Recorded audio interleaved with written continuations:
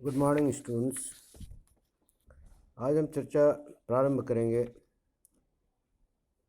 Thomas Hobbes पर। हम सभी जानते हैं थॉमस हॉब्स अनुबंधवादी कंट्रैक्चुअलिस्ट थिंकर्स में आते हैं। तीन बड़े अनुबंधवादी विचारक हुए जिन्हें हमें पढ़ना है, हॉब्स, लॉक और रूसो। हॉब्स उसमें से प्रथम। अनुबंधवादी विचारकों ने मुख्य रूप से राज्य की उत्पत्ति और राज्य के प्रकृति पर चिंतन व्यक्त किया है। इनमें से हम दो भागों में बांट कर इसे देखेंगे। सर्वप्रथम राज्य की उत्पत्ति के संबंध में अनुबंधवादी विचारक क्या कहते हैं और अनुबंध से उत्पन्न जो राज्य है उस राज्य की प्रकृति कैसी है, तो दो भागों में बांट करके देखने का प्रयास करें। सबसे पहले थॉमस हॉब्स पहला ब्रिटिश विचारक है जो राज्य को अनुबंध का परिणाम बताता है। हॉब्स के संदर्भ में कहा जाता है कि हॉब्स ने ब्रिटेन में जो सिविल वॉर था, गृह युद्ध था, जो मुख्य रूप से मोनार्क और मोनार्क के सपोर्टर और उसके opposition Republican form of government के सपोर्टर के बीच संघर्ष का साक्षी था। और उन्होंने देखा था कि गृह युद्ध की स्थिति में अराजकता की स्थिति कैसे उत्पन्न होती है और किस प्रकार से व्यवस्था छिन्न भिन्न हो जाती है। हॉब्स मुख्य रूप से मोनार्क के पक्ष में, मोनार्क से उनका गहरा रिश्ता था, इसलिए मोनार्क के पक्ष में ये अनुबंधवादी विचारक प्रस्तुत करते हैं। सभी अनुबंधवादी विचारक तीन बिंदु के इर्द गिर्द अपनी बातों को कहते हैं। पहली बात, मानव की प्रकृति का चित्रण करते हैं, मनुष्य की प्रकृति का चित्रण करते हैं। फिर एक प्राकृतिक अवस्था की चर्चा करते हैं, स्टेट ऑफ नेचर की व्याख्या करते हैं। स्टेट ऑफ नेचर में मनुष्य का जीवन कैसा था, उस परिस्थिति की चर्चा करते हैं। और वो परिस्थिति जब असह्य हो जाती है तो उस परिस्थिति से निकल करके एक सामाजिक युग में या सामाजिक राजनीतिक युग में प्रवेश करने हेतु एक कॉन्ट्रैक्ट करते हैं, एक अनुबंध करते हैं, उसकी चर्चा करते हैं। और उस अनुबंध के माध्यम से सिविल सोसाइटी या समाज के लोग मिल करके एक राज्य का निर्माण करते हैं और राज्य कैसा हो उसके पूरे स्वरूप की चर्चा करते हैं। तो इस तरह से प्रत्येक अनुबंधवादी अपने विचार को इस तीन भाग में बांट कर देते हैं। थॉमस हॉब्स भी इन्हीं में से एक हैं, इसलिए इन्होंने भी इन्हीं रूप में चर्चा की है और इसी के अनुसार हम इनके चिंतन पर चर्चा करेंगे। तो पहली चीज है मानव प्रकृति का चित्र, delineation of the characters of individual और ह्यूमन बीइंग्स। थॉमस हॉब्स कहता है कि humans are embodiment of passion, emotions, संवेगों और इच्छाओं से मिलकर के बना है। और इस संवेग और इच्छाएं जो उन्हें डिजायर देती, मनुष्य इन डिजायर्स के माध्यम से ही अपना व्यवहार करता है। वो कहते हैं कि मनुष्य जिस चीज की इच्छा करता है वो पाना चाहता है, उसे डिजायर्स कहता है। और जो चीज उसे नहीं चाहिए, जिस चीज का वो तिरस्कार करता है, रिपेल करता है, उसको इविल्स कहते हैं। तो मनुष्य के इच्छाओं में दो चीज शामिल है, उसे कुछ चाहिए और उसे कुछ नहीं चाहिए।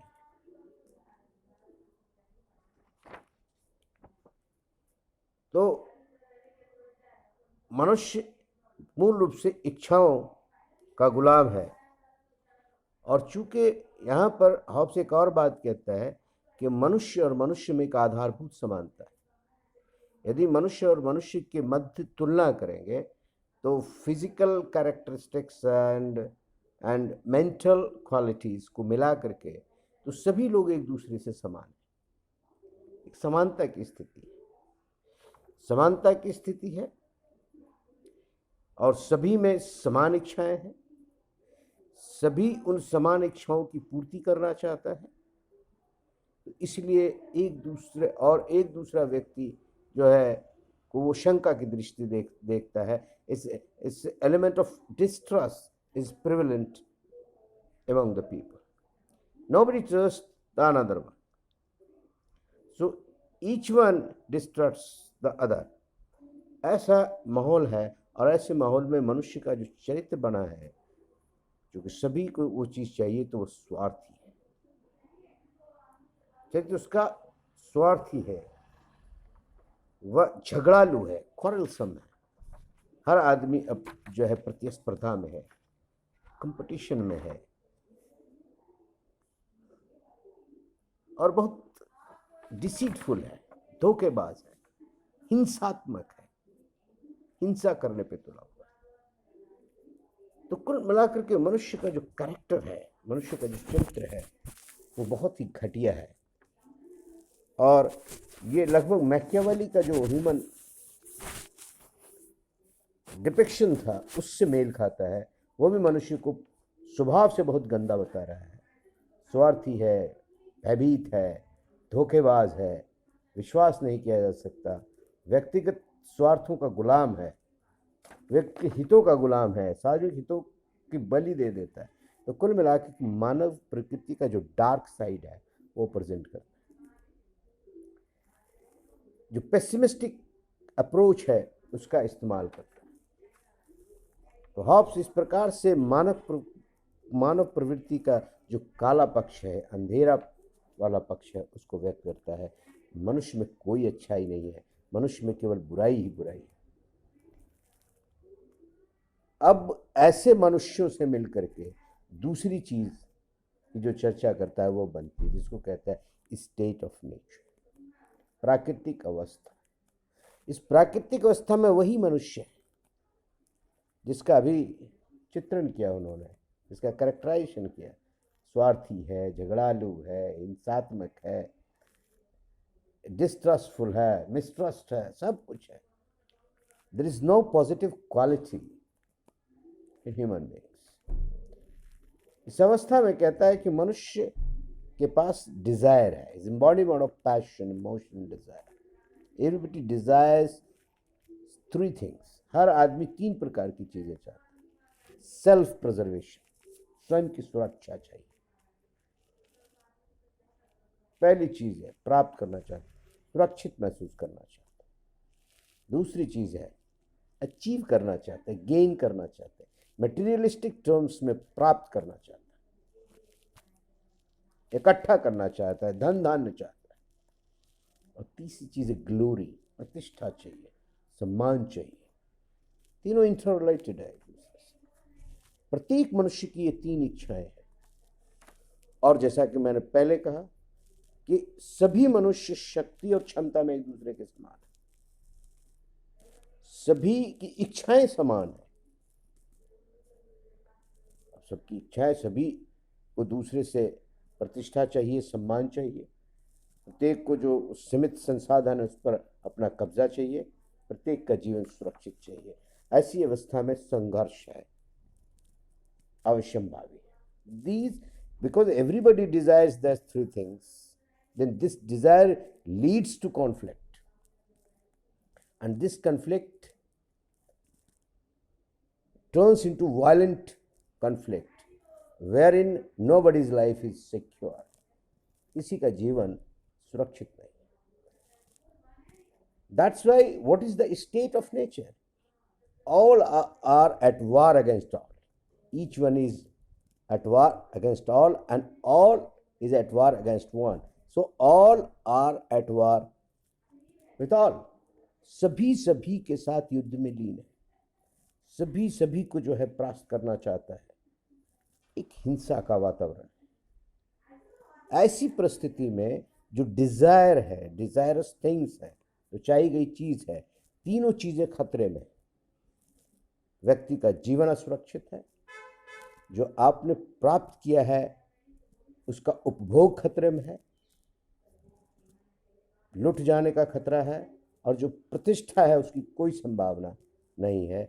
और इस तरह से जो वातावरण है वो इस तरह का है जिसमें किसी प्रकार की ग्रोथ, प्रोग्रेस, डेवलपमेंट की कोई जो है गारंटी नहीं है. किसी प्रकार के विज्ञान की, किसी प्रकार के अनुसंधान की, किसी प्रकार की संस्कृति की, कला की, इत्यादि इत्यादि जो भी डेवलपमेंट, ये विकास के अंतर्गत आता है. चाहे वो भौतिकवादी विकास हो, चाहे वो सांस्कृतिक विकास हो, चाहे वो इंटेलेक्चुअल डेवलपमेंट हो, बुद्धिवादी विकास हो, मानसिक विकास हो, हर प्रकार के विकास अवरुद्ध हो जाते हैं. एक अराजकता का माहौल है. अब प्रश्न उठता है कि दिस स्टेट ऑफ नेचर जो है, इससे बाहर कैसे, how to come out of it. This is the question staring at the people living in this state of nature. Hobbes की प्राकृतिक अवस्था में जीने वाले लोगों के सामने ये यक्ष प्रश्न है, ये बड़ा प्रश्न है कि ऐसी अवस्था जिसमें जीवन भी सुरक्षित नहीं है, जो desirous thing, the most desirous thing है, वही सुरक्षित नहीं है, तो उनके द्वारा प्राप्त किए गए भोग की वस्तु का भोग संभव नहीं है. किसी प्रकार के प्रतिष्ठा और सम्मान का कहीं दूर दूर तक नाम निशान नहीं. तो ऐसी अवस्था से निकले कैसे? हॉब्स कहता है कि ऐसी अवस्था से निकलने में व्यक्ति के पास जो बुद्धि है, जो अब तक बैकग्राउंड में है, वो सामने आती है और उसकी सहायता करता है. और सभी लोग एक साथ उत्प्रेरित होकर के इस पर चिंतन करते हैं. सभी लोग एकत्रित होते हैं और एकत्रित होकर के एक अनुबंध करते हैं, एक समझौता करते हैं. समझौता कि इस अराजक परिस्थिति से बाहर कैसे निकला जाए. और सभी व्यक्ति इकट्ठे होकर के एक साथ इस बार की घोषणा करते हैं कि हम सभी लोग आज से, अभी से अपने जो निर्णय लेने के अधिकार हैं स्वयं के बारे में, इन सभी का प्रत्याग करते हैं.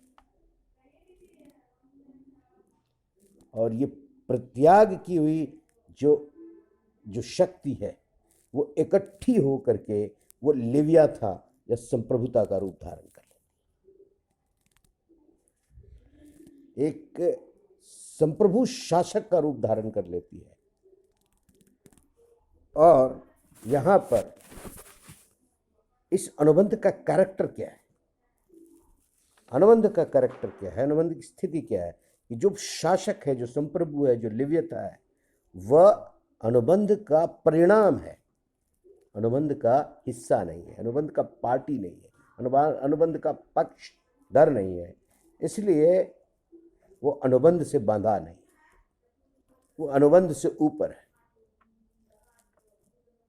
दूसरी चीज, अनुबंध एक बार हो गया तो फिर इर्रिवोकेबल है.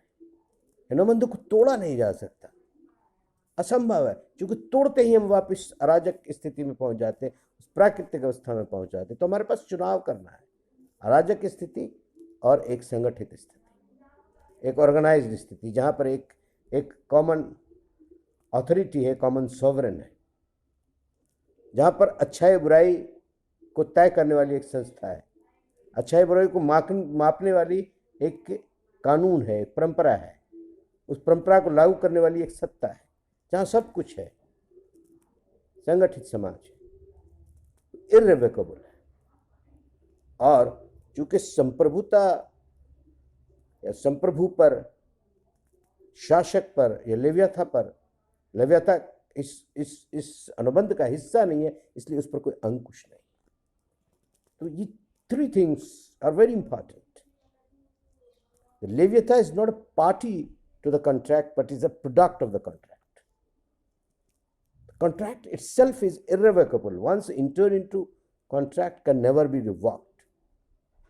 And third thing is that the Leviatha created out of contract is absolute, निरंकुश है।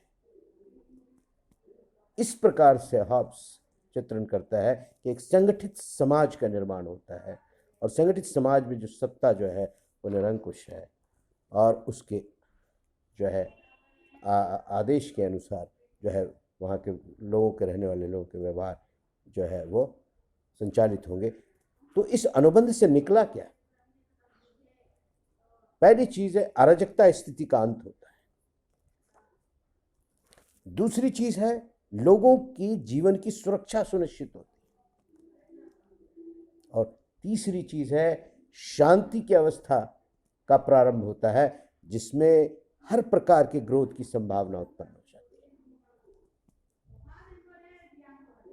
तो इस तरह से Thomas Hobbes origin of state की उत्पत्ति के सिद्धांत का अनुबंधवादी व्याख्या प्रस्तुत करता है।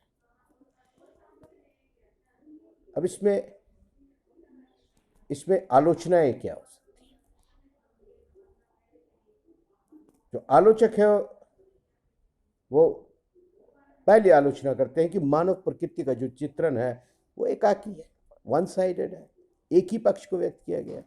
व्यक्ति न तो अच्छा है स्वभाव से, न बुरा है, अच्छा भी है और बुरा भी। यदि केवल बुरा होता तो फिर कोई व्यवस्था नहीं बन सकती थी। अच्छा होता तो किसी शक्ति या सत्ता के केंद्र की आवश्यकता नहीं। इसलिए व्यक्ति जो है अच्छाई और बुराई का संयोग है, admixture of goods and bads. तो मानव प्रकृति का एक पक्षीय। दूसरी चीज प्राकृतिक अवस्था की जो चित्रण करता है गैर ऐतिहासिक है। इतिहास में ऐसा कोई पल नहीं है जिसको आप कह सकते हैं कि ऐसी अवस्था थी। न किसी इतिहास के किसी काल की चर्चा की गई। तो क्या है? ऐतिहासिक नहीं है, इतिहास में इसका कोई प्रमाण नहीं। तीसरी आलोचना की जाती है कि प्राकृतिक अवस्था जो थी, ऐसी अवस्था अव्यवहारिक है। व्यवहार में ऐसी अवस्था कहीं पाई ही नहीं जाती। हर जगह संसार में, हर काल में कहीं न किसी प्रकार की जो है व्यवस्था होती है। व्यवस्था कमजोर हो जाती है तो अराजकता उत्पन्न रहती है, खुद से जो है इसे करने की आवश्यकता महसूस होती है। अनुबंध जो है वो बड़ा अव्यवहारिक या तार्किक लगता है। आलोचक ये प्रश्न उठाते हैं कि एक अवस्था में जीने वाला आदमी जो बिल्कुल अराजक अवस्था है, जहाँ पर एक दूसरे कट थ्रोट कंपटीशन है, जो है बड़े छोटे को खत्म कर देते हैं, जंगल राज्य है, कहीं कोई कानून नहीं।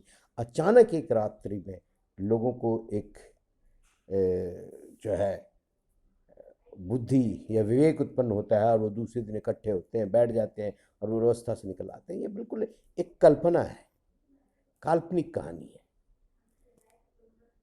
कभी भी व्यक्ति में अचानक कोई बदलाव जो है, और वो भी बुद्धिपरक बदलाव, अचानक संभव नहीं है। बदलाव हमेशा धीरे धीरे जो है आता है, धीरे धीरे जो है बुद्धि विकसित होती है, धीरे धीरे चीज़ों को समझ में आती है। अचानक जो है ये करना जो है संभव नहीं। तीसरी बात, अनुबंध जो है वो एक पीढ़ी के द्वारा यदि कर लिया गया तो हमेशा के लिए लागू क्यों है? इसके पीछे क्या औचित्य है?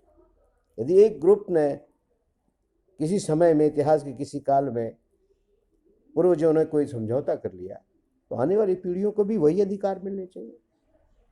एक समाज के एक वर्ग के लोगों ने यदि कोई अनुबंध कर लिया तो आने वाली सभी पीढ़ियों पर उसको लागू करना किसी भी तरह से उचित नहीं। अनुबंध के द्वारा जो शासक पैदा हुए उसकी भी आलोचना की जाती है। शासक निरंकुश नहीं हो सकता। सैद्धांतिक रूप से कोई शासक हो सकता है जिस पर कोई अंकुश नहीं हो, लेकिन व्यवहारिक रूप से तो कोई भी शासक अनिरंकुश हो ही नहीं सकता। इसलिए अनुबंध का चरित्र भी जो है वो संदिग्ध है। तो इस प्रकार से थॉमस हॉब्स के इस अनुबंधवादी राज्य की उत्पत्ति संबंधी अनुबंधवादी विचार की आलोचना की जाती है। आज इतना ही। मैं क्या नेक्स्ट क्लास